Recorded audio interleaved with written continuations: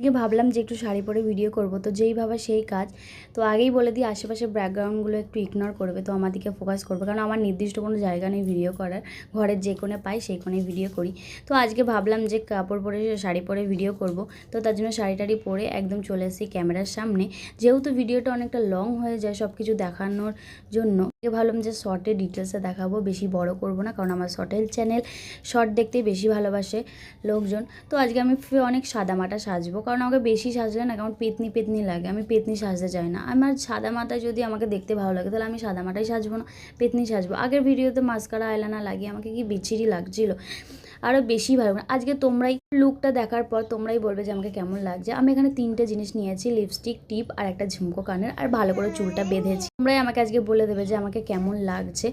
আর আজকে আমি একটা জিনিস অবাক, কিন্তু আমি তো কোনো দিন শাড়ি পরতে পারি না, আজকে ঝট করে শাড়িটা পরে নিয়েছি। এই শাড়িটা বাইরে ছিল, অনেক শাড়ি বাইরে আছে, আমি পরি না কারণ আমি শাড়ি পরতে পারি না বলে। আজকে না হঠাৎ আমি শাড়ি পরে ফেলেছি, তো আজকে আমি অনেক বড় একটা কাজ করেছি।